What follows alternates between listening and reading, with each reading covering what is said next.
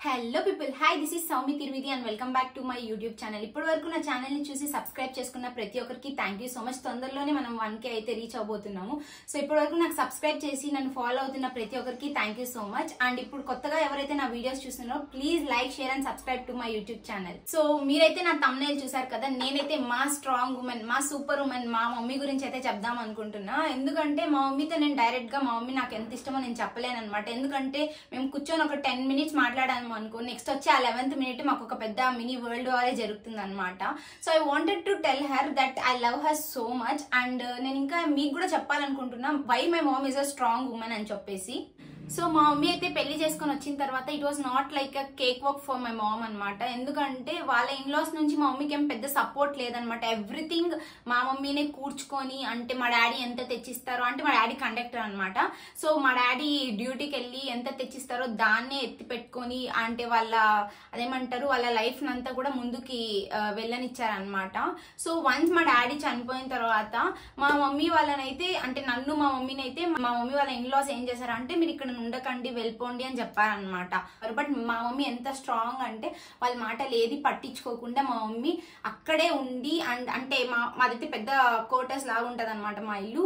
అక్కడే ఆ క్వార్టర్స్ లోనే ఉండి మా మమ్మీ ఇప్పటి వరకు నన్ను చూసుకుంటూ ఉన్నారు. అదేమంటారు ఆస్తి రిలేటెడ్ గా చాలానే ఫైట్ చేసింది. బట్ బికాస్ నాకున్నది ఒకే కూతురు, నా కూతురికి అన్ని ఇవ్వాలి అన్నట్టు మా మమ్మీ చాలా ఫైట్ చేసి, మా మమ్మీ ఇప్పుడు అన్ని మాకు ఎందుకు వచ్చాయంటే జస్ట్ ఏదో మా తాతయ్య వాళ్ళు మాకు ఇచ్చేసారు అలా ఏం కాదనమాట. మా మమ్మీ చాలా ఫైట్ చేశారు దానికోసం కూడా. అప్పుడే మాకు ఇప్పుడున్న ఆస్తి అంతా కూడా వచ్చింది.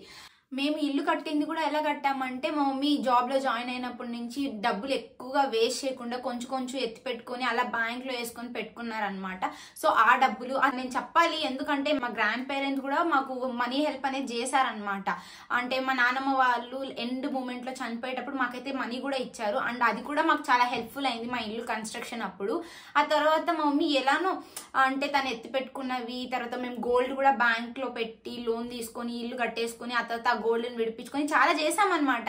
And everything is possible only because of her. ఎందుకంటే ఇప్పుడు ప్రాపర్ గా ఫాదర్ మదర్ ఉండి కూడా ఇల్లు కట్టేసి వెంటనే పెళ్లి చేయలేకున్నారనమాట. అంత ధైర్యం చేయలేకున్నారు. అట్లీస్ట్ గ్యాప్ అన్న తీసుకుంటున్నారు, ఒక 1 year 2 years.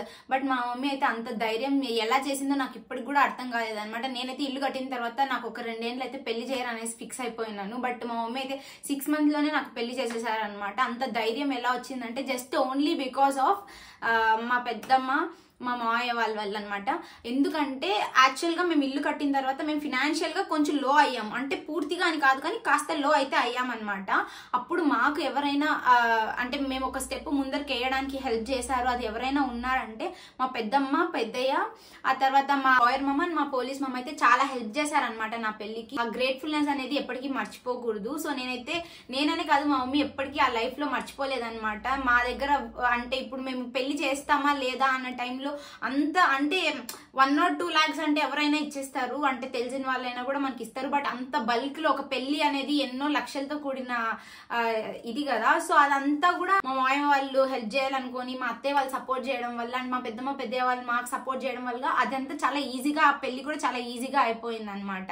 సో నేను మా మమ్మీకి చెప్పాను, ఇలా నేను మమ్మీ యూట్యూబ్ స్టార్ట్ చేయాలనుకుంటున్నాను, నాకు ఇట్లా జాబ్ అవన్నీ ఇష్టం లేదు అంటే మమ్మీ వాజ్ లైక్ ఓకే నీ ఇష్టం, బట్ జాబ్ చేస్తే నీకంటూ వాల్యూ ఉంటది కదా అని చెప్పారు. బట్ మమ్మీ నాకైతే ఇంట్రెస్ట్ లేదు, బట్ నాకు ఇలా యూట్యూబ్ స్టార్ట్ చేయాలని ఉంది అని చెప్పానమాట.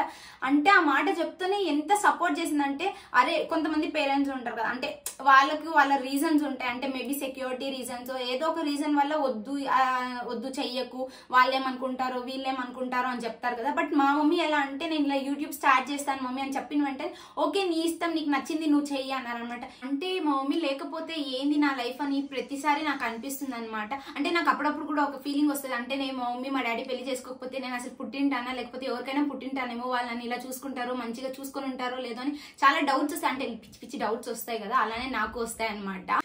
మా మమ్మీ నేను సూపర్ మమ్మ అని ఎందుకు అంటానంటే, మా మమ్మీ అసలు ఫస్ట్ మా డాడీ చనిపోతానే తన కోసం తను స్టాండ్ తీసుకునింది అనమాట. అంటే పుట్టింటికి వెళ్ళిపోతే తన రెస్పెక్ట్ అనేది ఉండదు, అంటే నేను అక్కడికి వెళ్ళిపోతే నేను వాళ్ళపైన డిపెండ్ అవ్వాలి, అలా వద్దు, నాకు నేనంటూ ఇండివిజువల్ గా బతకాలి అని చెప్పి ఫ్యామిలీస్ అన్నిటికీ దూరంగా ఉండి మా మమ్మీ అసలు తన అంటూ ఒక స్టెబిలిటీ తెచ్చుకున్న తర్వాత వాళ్ళ దగ్గర వాల్యూ ఉంటది, లేకపోతే నాకు వాల్యూ ఉండదని చెప్పేసి ఇక్కడే ఉండిపోయి వాళ్ళ ఇన్లాస్ తో ఫైట్ చేసుకుంటా నన్నైతే చదివిపించి పెద్ద చేసి ఇల్లు కట్టారు, తర్వాత పెళ్లి చేశారు, అండ్ ఇప్పుడు కూడా నన్ను చూసుకుంటూనే ఉన్నారనమాట. అంటే నేను మిమ్మల్ని మా మమ్మీ లాగా ఉండమని చెప్పట్లేదు, కానీ ఎందుకు మా మమ్మీ స్టోరీ మీతో షేర్ చేసుకోవాలనుకున్నానంటే జస్ట్ బికాజ్ ఇప్పుడైతే మనకి ఏదైనా చిన్న ప్రాబ్లమ్స్ వచ్చినా కూడా మనం తట్టుకోలేకున్నాం కదా, అంటే చాలా బాధపడిపోతున్నాం. మమ్మీ అయితే నిలబడి తనకు కావాల్సిన హక్కుని తను తెచ్చుకునింది అనమాట.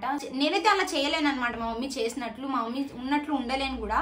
అందుకే నాకు మా మమ్మీ అయితే సూపర్ మామ్ అనమాట. సో మా మమ్మీ కోసం అయితే నేను ఈ చిన్న వీడియో అయితే డెడికేట్ చేద్దాం అనుకుంటున్నాను, because she is a super mom and I love her so much. And నువ్వు లేకపోతే నేను లేను mummy. Thank you so much for giving all these things or giving this life అనమాట. నాకు ఈ లైఫ్ ఇచ్చినందుకు నేను చాలా హ్యాపీగా ఉన్నాను.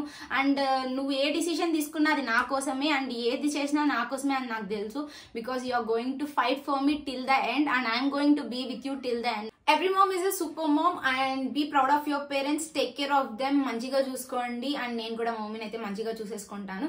ఆ తర్వాత ఇప్పటి వరకు నా వీడియో చూస్తున్నారంటే నా వీడియో మీకు నచ్చినట్లేగా. So please like, share and subscribe to my YouTube channel. And నాతో ఇంకా ఎక్కువగా మీరు కనెక్ట్ అవ్వాలి అనుకుంటే మీరు నా ఇన్స్టాగ్రామ్ పేజ్ అయితే నా బయోలో మెన్షన్ చేసేసాను.